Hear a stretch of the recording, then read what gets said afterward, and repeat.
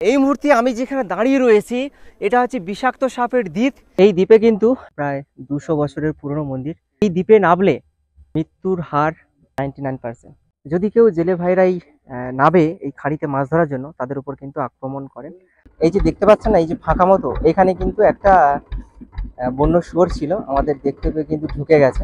আমাদের সুন্দরবন বা এই পশ্চিমবঙ্গের দক্ষিণবঙ্গের সাইডে যত বিষধর সাপ কিন্তু রেস্কিউ করা হয়, সেই সাপগুলো কিন্তু এই দ্বীপে কিন্তু ছেড়ে দেওয়া হয়। ধনচি ফরেস্ট অফিস থেকে একটা অ্যানাকোন্ডা সাপ কিন্তু ধরে এই দ্বীপে ছাড়া হয়েছে।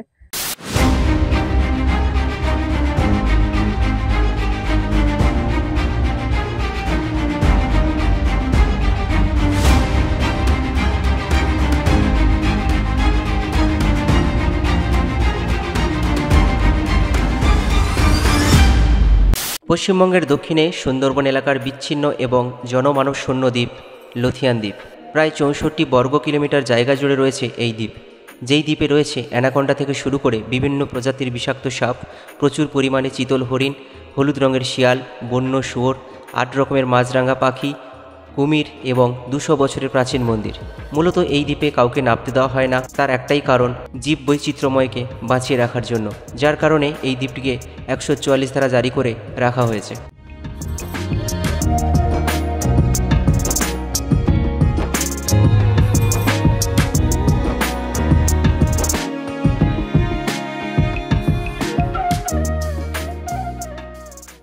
আজকে আপনাদের যে দ্বীপটাতে নিয়ে যাব সেটা কিন্তু অ্যাকচুয়ালি নো ম্যান আইল্যান্ড। ওখানে কিন্তু কোনো মানুষজনকে অ্যালাউ করা হয় না।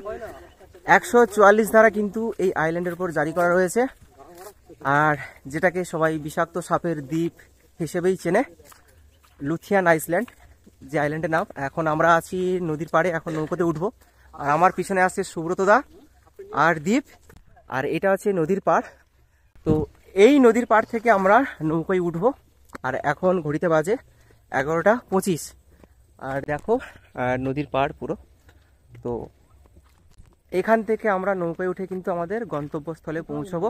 জানি না ওই আইসল্যান্ডে আমাদের অ্যালাউ করবে কিনা বা উঠতে দেবে কিনা, তো যতটা পারি কাছে গিয়ে দেখানোর চেষ্টা করব আর দ্বীপটার সম্পর্কে পুরো এক্সপ্লেন করব। তো দেরি না করে দেখতে থাকুন। আমরা কিন্তু এখন এই নদীতে নামবো কাদাতে, তারপর নৌকোয় উঠবো। এখন তাই আমরা ড্রেস ফ্রেস চেঞ্জ করছি, মানে ফুল প্যান্টগুলো আমরা ব্যাগে ঢুকিয়ে নিয়েছি। আর আমাদের সুব্রতাও রেডি, দিব রেডি। এবার গামছাটা কোমরে বাঁধবো, সোজা গিয়ে নেমে যাব নদীতে। ওখানে গিয়ে তারপর নৌকায় উঠবো, তারপর আপনাদের দেখানোর চেষ্টা করব। তো ভিডিওর সঙ্গে জুড়ে থাকুন, সব কিছু জানতে পারবেন। তো ফাইনালি আমাদের সবার ড্রেস ফ্রেস চেঞ্জ হয়ে গেছে, হাফ প্যান্ট পরে নেওয়া হয়েছে, কেননা এখানে পুরো প্রচুর কাদা রয়েছে। যদিও এই নদীটাতে কুমির রয়েছে, আর ওই সাইডে আমি দেখাবো, ওই সাইডে কিন্তু জাল ঘেরা রয়েছে, কেননা নতুন দানা রোপণ করে কিন্তু ছোট গাছ তৈরি করার জন্য। আর এই জঙ্গলটা কিন্তু পুরো একদম গভীর জঙ্গল, আর এই জঙ্গলটার ওপারে রয়েছে কিন্তু প্যান্টিস আইল্যান্ড। তো অবশেষে আমরা কিন্তু নদীতে নেমে গেছি, মানে এই জঙ্গলের পথ ধরে আমাদের যেতে হবে। একদম এই পথ ধরে হাতে হাতে একদম জুতো নিয়ে নেমে গেছি। আর পিছনে দ্বীপ আসছে আমার বন্ধু, আর নদীর পাড়ে রয়েছে সুব্রতদা। হ্যাঁ, যে কথা বলছিলাম, এই যে দেখুন জাল দিয়ে কিন্তু ঘেরা রয়েছে। এইগুলো কিন্তু নতুন গাছের জন্য কিন্তু দানা পোতা হয়েছে। আর দেখুন একবার, এগুলো কিন্তু পুরো শ্বাসমূল ভর্তি। আর এখানে নৌকো রয়েছে, কিন্তু এই নৌকোতে যাব না। আর এক্ষুনি জাস্ট ভাটা হলো, তো যার কারণে কিন্তু জল একদম নেমে গেছে। আর পরিবেশটা একবার দেখুন, একদম নিস্তব্ধ। আর এখান থেকে আমাদের প্রায় 1.5 ঘন্টা মতো নৌকো চালিয়ে যেতে হবে। তো এখন কিন্তু বেশ ঝড়ো হাওয়া হচ্ছে, কিছুক্ষণ আগে বৃষ্টি হচ্ছিল। তো যার কারণে কিন্তু নদী যত সম্ভব হয়তো উত্তাল থাকবে, জানি না কতটা উত্তাল থাকবে। চলুন, যা হওয়ার হবে সব কিছুই দেখতে পাবেন এই ব্লগের মধ্যে। তো ফার্স্ট টাইম ইন্টারনেটে, ফার্স্ট টাইম কিন্তু এরকম এই দ্বীপ সম্পর্কে কিন্তু ব্লগ আসছে। যদিও কিছু ভিডিও রয়েছে যেসব, সেগুলোতে কোনো তথ্য হয়তো পাবেন না, শুধু হয়তো ফুটেজ পাবেন। কিন্তু ইন্টারনেটে ফার্স্ট টাইম আমরা কিন্তু এই দ্বীপটার সম্পর্কে এক্সপ্লেন করব আপনাদের দেখানোর জন্য। দেখতে থাকুন। দেখুন জঙ্গলটা কতটা গভীর। আর নৌকো কিন্তু এই যে আমাদের যাদের সঙ্গে যাব, যে দাদাদের সঙ্গে যাব, ওনারা হচ্ছে নৌকোতে চলে এসছেন। আর এই তো নদীর জল সবে মাত্র হচ্ছে ভাটা হচ্ছে। ফাইনালি আমরা কিন্তু নৌকার উপর উঠে গেছি। আর এই যে নদীটা দেখতে পাচ্ছেন, মানে এই নদীটার নাম হচ্ছে সপ্তমুখী নদী। আর আমার পিছনে যে জঙ্গল মতো দেখা যাচ্ছে, আর এই জঙ্গলটার নাম হচ্ছে প্যান্টিজ আইল্যান্ড। তো আমরা হচ্ছে এই দিকে যাব আর এই দিকেও যাব। তো যা যা দেখবো আপনাদের পুরোটাই শেয়ার করব। অনেকের রিকোয়েস্ট ছিল, যার কারণে কিন্তু আজকের এই ওয়েদারেও আসতে হয়েছে।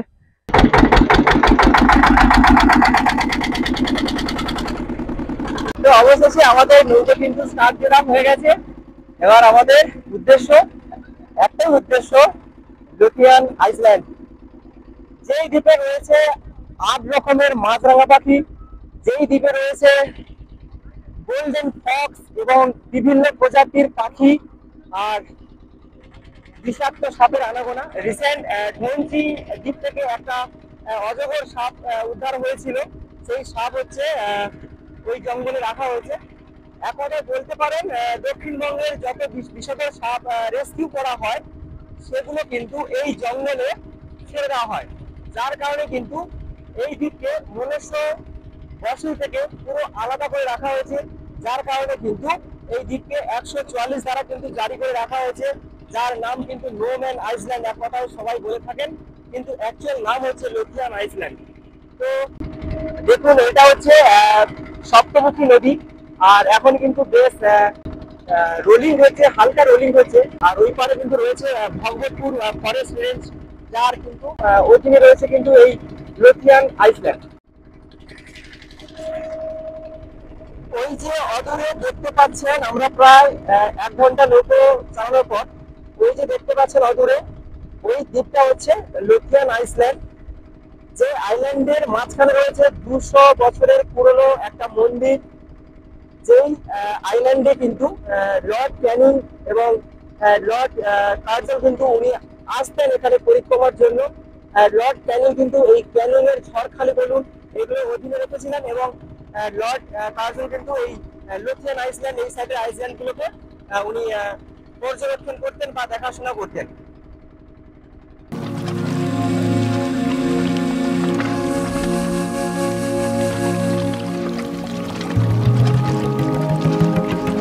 এই দ্বীপটা হচ্ছে লুথিয়ান আইল্যান্ড।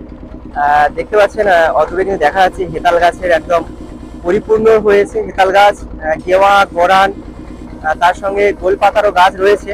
তো এর বেশি আমাদের ফরেস্ট রেঞ্জার যারা রয়েছেন, কোস্টাল গার্ড যারা রয়েছেন, ওনারা কিন্তু আমাদের এর বেশি ধারে কিন্তু অ্যালাউ করছেন না, যার কারণে কিন্তু এই দূর থেকে আপনাদের দেখানোর চেষ্টা করছি। আর এই এমন একটা দ্বীপ, যে দ্বীপে কিন্তু বাঘ বাদে আর সব প্রায় সুন্দরবনের নাম করা যত লুপ্তপ্রায় যেসব জীবজন্তু এই দ্বীপে কিন্তু বসবাস করেন। তাদেরকে যাতে না কেউ ধ্বংস করে বা কেউ ক্ষতি করে, তার জন্য কিন্তু এই দ্বীপকে একদম মনুষ্য বসতি থেকে একদম আলাদা করে রাখা হয়েছে, যার কারণে। তো চলুন, এখন আমরা ওই দিকে যাচ্ছি কোর এরিয়াতে, সেখানে গিয়ে আপনাদের দেখানোর চেষ্টা করছি আরো ভালোভাবে। যেহেতু এই দ্বীপ একদম রেস্ট্রিক্টেড একদম জোন, যার কারণে কিন্তু এখানে মানুষজনের কিন্তু আনাগোনা নেই একদম বললেই চলে। তো আমরা কিন্তু এই খাড়িগুলোতে ঢোকার পারমিশন নেই, কিন্তু ফরেস্ট রেঞ্জার যিনি বন আধিকারিক কর্মী যারা রয়েছেন, তাদের কিন্তু চোখে ফাঁকি দিয়ে কিন্তু আমরা এই খাঁড়ির ভেতরে প্রবেশ করছি। যেহেতু এখন ভাটা পড়ে গেছে, যার কারণে কিন্তু নৌকো নিয়ে বেশি দূর আমরা হয়তো যেতে পারবো না। তো যতটা আমরা দেখতে পাবো ততটা আপনাদের দেখানোর চেষ্টা করব। তো আপনারা একবার দেখুন, এই যে দেখতে পাচ্ছেন না, এটা কিন্তু ঠেসমূল গাছ, যেগুলোর শেকড়গুলো দেখতে পাচ্ছেন গাছের অনেকটা উপর থেকে কিন্তু একদম নিচে মাটি আঁকড়ে ধরে রেখেছে। আর সত্যি কথা বলতে এই দ্বীপ, মানে এই লুথিয়ান যে আইল্যান্ড, এই যে সুন্দরবন, অ্যাকচুয়ালি সুন্দরবন কিন্তু ঐতিহাসিক সভ্যতার মধ্যে ৪র্থতম সভ্যতা। এই দ্বীপগুলোতে একটা সময় কিন্তু হাতি ঘুরে বেড়াতো, কেননা তাদের ধ্বংসাবশেষ পাওয়া গেছে, মানে তাদের দাঁত, মেরুদণ্ড এসব কিন্তু পাওয়া গেছে এই দ্বীপগুলোতে। আর মূলত এই দ্বীপগুলোতে ব্রিটিশ আমলের কিন্তু যারা থাকতেন, Lord Canning, Lord Curzon, Lord Wellesley, ওনারা কিন্তু এই সুন্দরবন পরিক্রমার ক্ষেত্রে উনি নিয়েছিলেন এগুলো। যেমন এখন ক্যানিং কিন্তু লর্ড ক্যানিং এর আন্ডারে রয়েছিলেন। তারপরে এটা কিন্তু লর্ড কার্জনের আন্ডারে রয়েছে। আর উনি যেহেতু এখন নেই, দেখতে পাচ্ছ পুরো জঙ্গলটা। আমরা কিন্তু একদম খাঁড়ির মধ্যে রয়েছি, আর এই খাঁড়িতে পুরো একদম কুমির ভরপুর একদম। ভাগ্য ভালো থাকলে কুমির দেখতে পাবো, আর যদি দেখতে পাই আপনাদের দেখানোর চেষ্টা করব। যেহেতু এখন মেঘলা আকাশ, তাই পিকচার কোয়ালিটি হয়তো নাও ভালো আসতে পারে। আর এই যে পিছনে দেখতে পাচ্ছেন, এগুলোতে কিন্তু সুন্দরবন ম্যানগ্রোভের যত ভালো ভালো যত গাছ আছে, কেওড়া গাছ আছে, বানি, গোরান, হেতাল, গোলপাতার গাছ, এগুলো কিন্তু পুরো একদম ভরপুর। এই আর এইরকম ভিডিও কিন্তু এইরকম ফার্স্ট টাইম আমাদের চ্যানেল থেকে আপনারা দেখতে পাবেন। আর আমরা এখন নৌকো ব্যাক করছি নিস্তব্ধতা বজায় রেখে, তাই এখন ইঞ্জিন বন্ধ রয়েছে। যদি কোনো বন্য পশু দেখা মিলে, তার কারণে কিন্তু আমরা একদম নিস্তব্ধ হয়ে গেছি।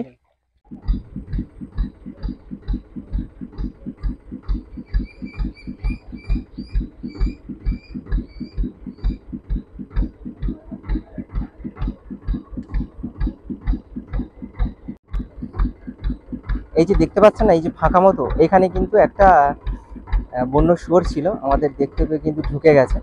তো আর দেখা মিলছে না, যেহেতু আবার ইঞ্জিন ফের রিস্টার্ট করা হয়েছে, যার কারণে।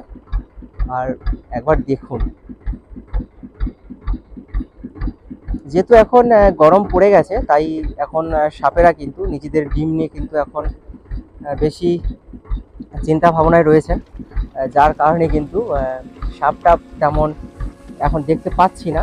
কিন্তু এখানকার যারা আছেন নৌকো নাবিকরা, তারা বলছেন যে ইভিনিং টাইম বা বিকেল টাইমটাতে সাপেরা বেশ, এই যে পাড়গুলো দেখতে পাচ্ছেন, এই পাড়গুলোতে বেশ ঘোরাঘুরি করে দেখা যায়।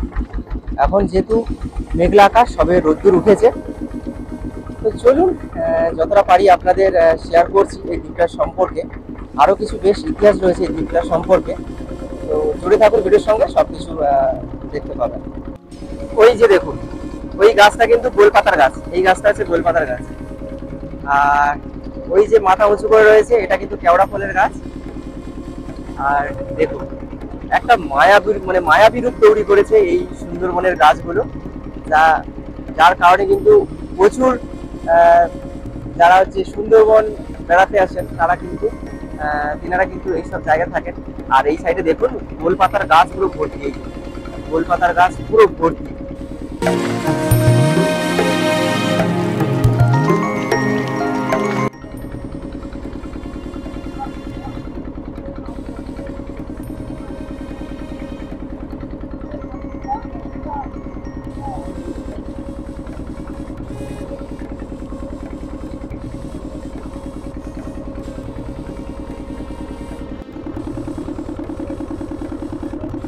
একবার ভেবে দেখুন, মানে আমি তো নিজেও ভাবতে পারছি না, এই যে দ্বীপগুলোতে ব্রিটিশ আমলের যারা আসতেন, বিশেষ করে কিন্তু লর্ড কার্জন সাহেব কিন্তু এই সুন্দরবনের দ্বীপগুলোকে উনি পরিচালনা করতেন।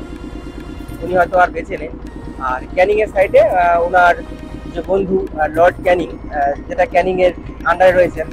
আর দুজনের আবার বন্ধু ছিলেন লর্ড ওয়েলেসলি, যিনি কিন্তু এই সুন্দরবন বেড়াতে খুব ভালোবাসতেন, যার কারণে কিন্তু এই পুরো সুন্দরবন যত দ্বীপ রয়েছে, এরিয়া রয়েছে যতগুলো, সবগুলোতে কিন্তু উনি ঘুরে ঘুরে সব পর্যবেক্ষণ করতেন। মানে ইতিহাসের পুরো ভাষা রয়েছে এই সুন্দরবনে, না আসলে বা কাছ থেকে না মন থেকে না উপলব্ধ না করলে এই সুন্দরবনের এত কিছু যে সভ্যতার জিনিস লুকিয়ে আছে, তা কিন্তু জানতে পারবেন না। আমরা বা কতটুকু জানি, বা যতটুকু জানি আপনাদের শেয়ার করছি, আপনাদের কতটা ভালো লাগবে বা লাগছে আমি বুঝতে পারছি না, তবু চেষ্টা করছি আপনাদের নিজের মতো করে বোঝানোর। তাই আমার কথাগুলো একটু আপনারা বোঝার চেষ্টা করবেন আমি কি বলতে চাইছি।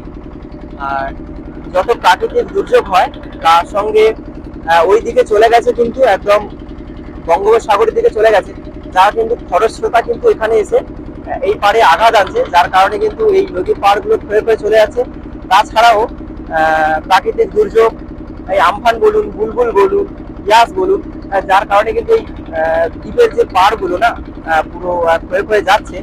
ভবিষ্যতে এই দ্বীপগুলো যাতে না ক্ষয়ে যায় বা মানুষজন এসে হাঁটাহাঁটি করে মাটির ক্ষতি না করে, তার কারণে কিন্তু এই দ্বীপগুলোকে একদম 144 ধারা করে দিয়েছে, যার কারণে এই দ্বীপগুলোতে কেউ আসতে চায় না বা আসে না।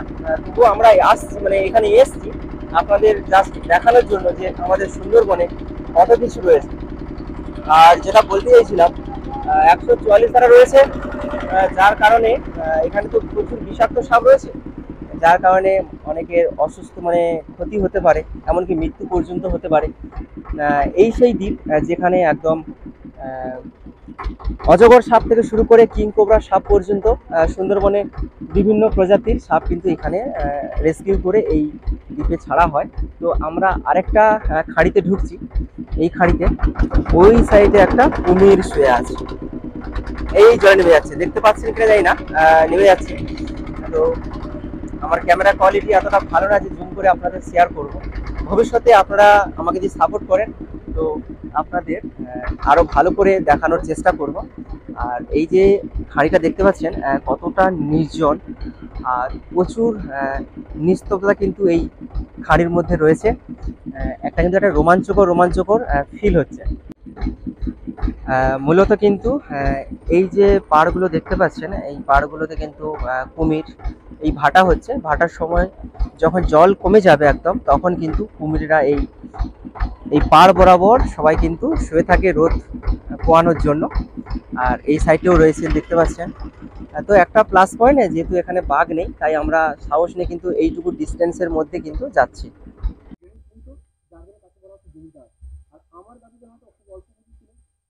আমাদের সুন্দরবন বা এই পশ্চিমবঙ্গের দক্ষিণবঙ্গের সাইডে যত বিষধর সাপ কিন্তু রেস্কিউ করা হয়, সেই সাপগুলো কিন্তু এই দ্বীপে কিন্তু ছেড়ে দেওয়া হয়। যে সাপগুলো কিন্তু প্রচণ্ড হিংস্র, যার প্রত্যেকটা বাইটে রয়েছে মৃত্যুর হাতছানি। আর রিসেন্ট এই 3 মাস আগে এই ধনচি ফরেস্ট অফিস থেকে একটা অ্যানাকোন্ডা সাপ কিন্তু ধরে এই দ্বীপে ছাড়া হয়েছে, যার কারণে কিন্তু এই আইসল্যান্ডটাকে নো ম্যান আইসল্যান্ড বলে ঘোষণা করা হয়েছে।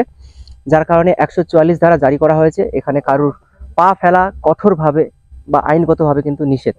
আর এই আইল্যান্ডে আসলে যেটা দেখতে পাবেন, গোল্ডেন ফক্স, 8 রকম প্রজাতির মাছরাঙা পাখি, প্রচুর চিতল হরিণ, তার সঙ্গে রয়েছে অসংখ্য নাম না জানা জীবজন্তু, ভোঁদর, বন্য শুয়োর, বন্য বিড়াল, পশু পাখি পুরো ঠেসে রয়েছে এই দ্বীপটাতে। আর বাঘ বাদে কিন্তু যত প্রায় বিলুপ্ত প্রাণীগুলো, সেই প্রাণী কিন্তু এই লুথিয়ান আইল্যান্ডে কিন্তু রয়েছে। আর এই মুহূর্তে আমি রয়েছি লুথিয়ান আইল্যান্ডের একদম খাড়িতে, যেখানে আমরা চেষ্টা করলেও নামতে পারি, কিন্তু আমাদের নামা কিন্তু বেআইনি, যার কারণে কিন্তু আমরা এই দ্বীপটাতে নামতে পারছি না।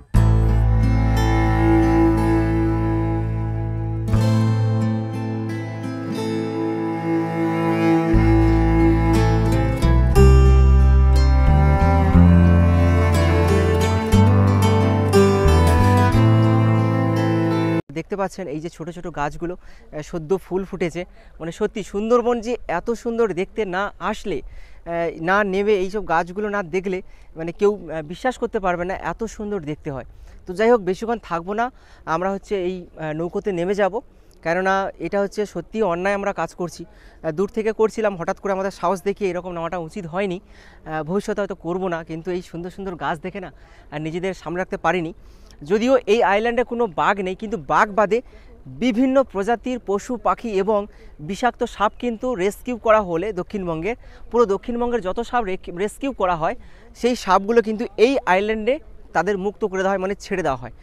আমাদের যে মেন যে নাবিক দাদা কালীপদার কাছ থেকে জেনে নেব, এই যে লুথিয়ান আইল্যান্ডে কেন নামতে দেওয়া হয় না।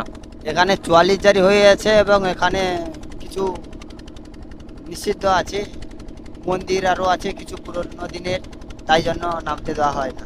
আচ্ছা, এখানে কি বিষধর সাপ টাপ কি মানে এখানে রাখা হয়? হ্যাঁ হ্যাঁ, এই যে আমরা শুনি যে পশ্চিমবঙ্গের দক্ষিণবঙ্গের যত বিষধর সাপ টাপ ধরা পড়ে, বিষাক্ত সাপ, সেগুলো কি এই জঙ্গলে ছেড়ে দেওয়া হয়? এই জঙ্গলে ছাড়াই হয়। আচ্ছা, এই লুথিয়ান আইল্যান্ডে সব ছেড়ে দেওয়া হয়, তাই তো? আর আমি শুনেছিলাম খবরে, এই আজ থেকে 3 মাস আগে ধনচি আইল্যান্ড থেকে একটা অ্যানাকোন্ডা সাপ এই আইল্যান্ডে কি ছেড়ে দেওয়া হয়েছে, এটা কি সত্যি? হ্যাঁ হয়েছে। আচ্ছা, ভবিষ্যতে যদি যারা কেউ আসতে চায়, মানে এই দ্বীপে নামতে চায়, কি কি করতে হবে? করতে হবে, এই ফরেস্ট ডিপার্টমেন্ট থেকে পারমিশন নিতে হবে। আচ্ছা, কেউ কি ড্রোন ওড়াতে পারবে? না না না, ড্রোন ওড়াতে পারবে না। ক্যামেরা ভিডিও করতে পারবে? হ্যাঁ। আচ্ছা, আমরা যে লুথিয়ান আইল্যান্ডের যে খাঁড়িতে ঢুকেছিলাম, সেই খাঁড়ির এখন পরিবেশ দেখুন, পুরো শুকনো হয়ে গেছে, পুরো জল নেমে গেছে। তো আপনাদের যদি এই লুথিয়ান আইল্যান্ডে যদি নামার আমরা পারমিশন পেতাম, তাহলে আপনাদের অবশ্যই দেখাতাম। এই যে লুথিয়ান আইল্যান্ড না, একটা মানুষের পায়ের ছাপ আপনারা দেখাতে পারবেন না, শুধু বন্য পশুদের পায়ের ছাপ ছাড়া অন্যান্য কোনো মানুষ বা কোনো কিছুর মনুষ্য জাতির কোনো পায়ের ছাপ এখানে পায়ের ছাপ পাবেন না। এবার আমাদের বাড়ি ফেরার সময় হয়ে গেছে, এবার আমরা বাড়ি ফিরে যাব। তো ভিডিওর শেষে যেটা বলতে হয়, আপনাদের সবাই যেটা বলে থাকেন, তো যদি ভিডিওটা ভালো লেগে থাকে বা এই সুন্দরবনের পরিবেশ, এত কিছু নাম না জানা অনেক কিছু যদি আপনাদের ভালো থাকে, মানে ভালো লেগে থাকে, অবশ্যই চ্যানেলটাকে সাবস্ক্রাইব করে থাকবেন, হয়ে আমাদের পরিবারের সদস্য হয়ে থাকবেন, আর লাইক, কমেন্ট আর সাবস্ক্রাইব করে জুড়ে থাকবেন। আজকের মতো বিদায়। নেক্সট কোনো এরকম অজানা এরকম একটা আইল্যান্ড নিয়ে আপনাদের সঙ্গে দেখা হচ্ছে।